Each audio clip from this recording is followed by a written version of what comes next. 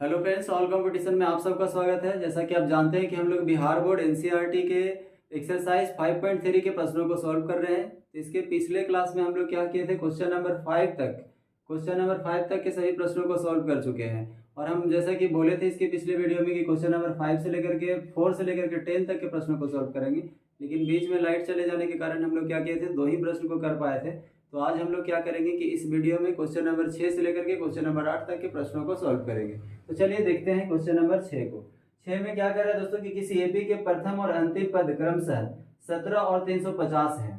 ठीक है, तो सबसे पहले जो दिया गया है दोस्तों उसको लिख लेते हैं। तो कह रहा है कि किसी एपी के प्रथम पद, तो प्रथम पद तो यही होता है ना, तो प्रथम पद क्या है, 17 है। और उसके बाद क्या कह रहा है दोस्तों, कह रहा है कि इसके अंतिम पद, यानी कि अगर हम बात करें मेरे भाई एन या फिर एल की बात करें तो ये कितना है, तो 350 है। हम बताए थे कि अंतिम पद को एल या एन दोनों से सूचित करते हैं। और सार्व अंतर जो दिया गया है वो डी बराबर कितना दिया गया, 9 दिया गया है। कह रहा है इनमें कितने पद हैं और इनका योग कितना है, यानी एन का वैल्यू हमें पूछ रहा है और पूछ रहा है कि योग कितना है, यानी कि एस एन बराबर हमसे पूछ रहा है। तो हम सबसे पहले देखेंगे मेरे दोस्त कि आखिर क्या निकालें। ठीक है, तो हम यहाँ से सबसे पहले एन निकालते हैं, यानी पदों की संख्या निकाल लेते हैं। तो हम जानते हैं कि a plus N minus 1 into D जो होता है वो क्या होता है, एन होता है। अब यहाँ पे देखिए ना, एन का वैल्यू भी हमें पता है, ए का भी वैल्यू पता है, तो जो भी पता है उसको लिख दीजिए। एन माइनस 1 लिखेंगे और डी का वैल्यू क्या है मेरे दोस्त, 9 है, तो 9 लिख दिए। अब एन का वैल्यू है 350, तो 350 लिख दिए। अब यहाँ से अगर हम बात करें कि एन माइनस 1 इंटू 9 यहाँ है और 17 को उधर ले जाकर के घटाएंगे मेरे दोस्त, तो कितना हो जाएगा, 17 घट जाएगा। अब जरा देखिए ना, एन माइनस 1 और यहाँ पे ये 9 को इधर गुना में है तो इस तरफ ले जाएंगे तो क्या हो जाएगा, डिवाइड में हो जाएगा।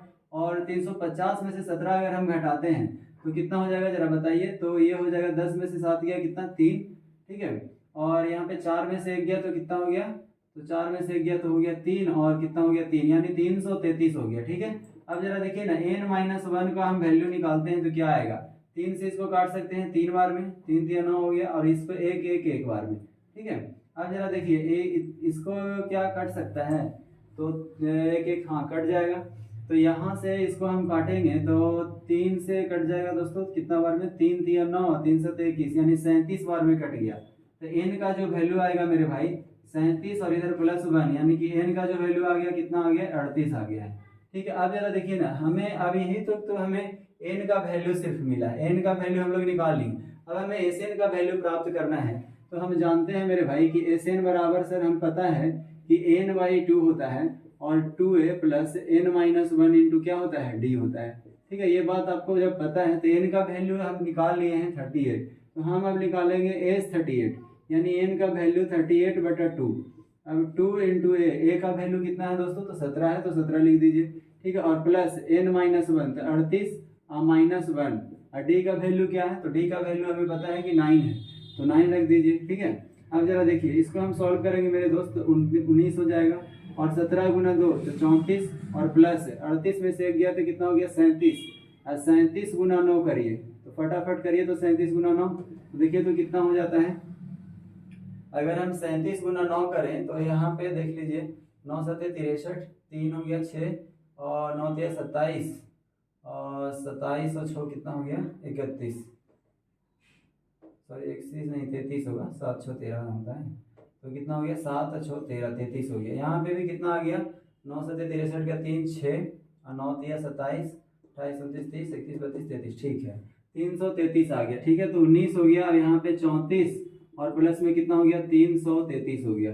ठीक है, अब जरा देखिए ना, इसको जोड़िए तो 19 में गुना करेंगे ये दोनों को जोड़ के, तो 3 और 4 कितना हो गया, 7, और 3 और 3 कितना हो गया, 6 और 3, तो 367 गुना 19 जब हम करते हैं मेरे भाई तो कितना आ जाएगा, जरा देखिए तो 367 गुना 19 करते हैं, तो करके देखिए तो 9 7 63 के 3 6 हो गया, और 9 6 का 54, 54 6 60, 6 बचा, और 9 3 27, और 27 और 6 कितना हो गया मेरे भाई, 33 हो गया। ठीक है, 7 6 13 33 हो गया। अब यहाँ से करेंगे तो 7 6 और 3 बचा, 3 हो गया, 7 हो गया, 6 और 3 9 हो गया, 3 और 3 6 हो गया। ठीक है, 3 और 3 कितना हो गया मेरे दोस्त, 6 हो गया। तो कितना आया है, 6 9 7 और 3 आया है। तो ये जो हमारा एस 38 आया है वो कितना आया है, इतना आ गया है। तो हम यहाँ से हम कह सकते हैं, इसको मिटा देते हैं, तो गुना किए हैं। अब जरा देखिए यहाँ पे हम देख लिए हैं कि एसएन का भी वैल्यू हम लोग क्या किए हैं, निकाल चुके हैं। तो उम्मीद करते हैं ये क्वेश्चन समझ में आया होगा। ठीक है, तो चलिए अब हम लोग देखते हैं नेक्स्ट क्वेश्चन को।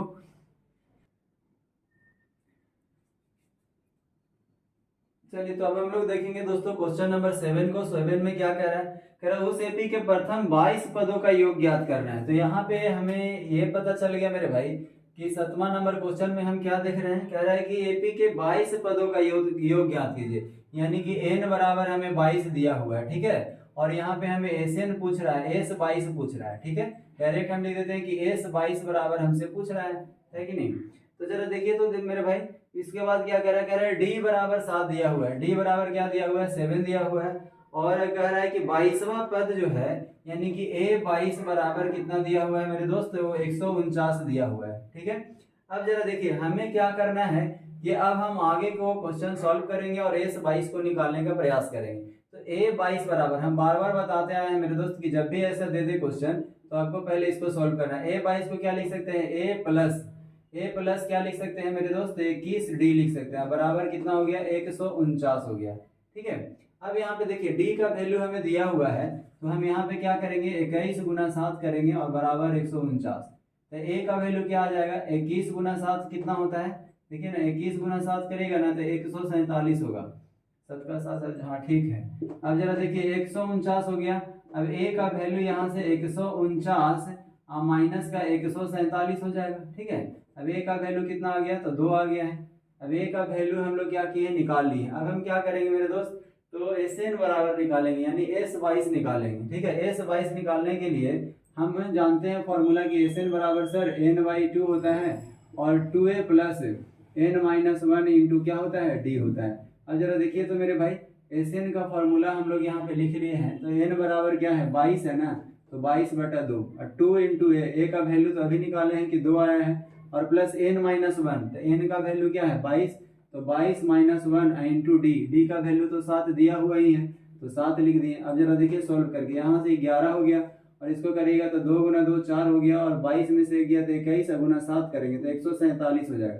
देखिए 22 में से 1 घटा 21 गुना 7 कीजिएगा तो 147 आ जाएगा। ठीक है, अब जरा देखिए 147 में 4 जोड़ेंगे मेरे दोस्त तो कितना हो जाएगा, 151 हो जाएगा। तो 11 गुना 7 4 11, तो 151 हो गया। अब 151 को 11 से मल्टीप्लाई करेंगे तो 1 5 1 और 1 5 और 1 हो जाएगा। ठीक है, तो 1 हो गया, 6 हो गया, 6 हो गया, 1 हो गया, यानी कितना आ गया है दोस्तों, 1661 आ गया है आपका।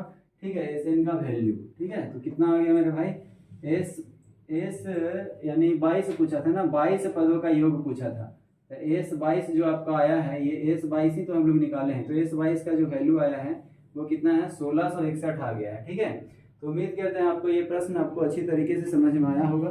तो चलिए अब हम लोग चलते हैं नेक्स्ट क्वेश्चन पे। अब हम लोग देखेंगे दोस्तों क्वेश्चन नंबर 8 को। क्वेश्चन नंबर 8 में क्या कह रहा है, कह रहा है उस एपी के प्रथम 51 पदों का योग ज्ञात करना है।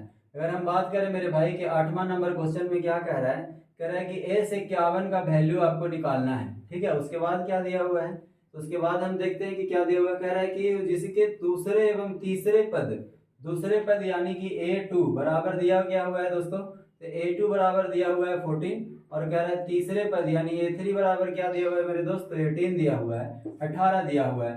तो हम यहाँ से सॉल्व करेंगे बारी बारी से। देखिए पहले हम लिखेंगे A2 बराबर क्या दिया हुआ है मेरे भाई, तो 14 दिया हुआ है, तो A2 को हम लिख सकते हैं ना A प्लस डी बराबर 14, ये समीकरण 1 हो गया। ठीक है, अब उसी तरीके से A3 बराबर क्या दिया हुआ है मेरे भाई, तो 18 दिया हुआ है, तो इसको हम लिख सकते हैं कि सर A प्लस 2D लिखेंगे। तो हाँ भाई यही लिखना है। अब देखिए ये समीकरण कितना हो गया, 2। अब हम क्या करेंगे दोस्त कि 1 और 2 को हमें क्या करना है, माइनस कर देंगे।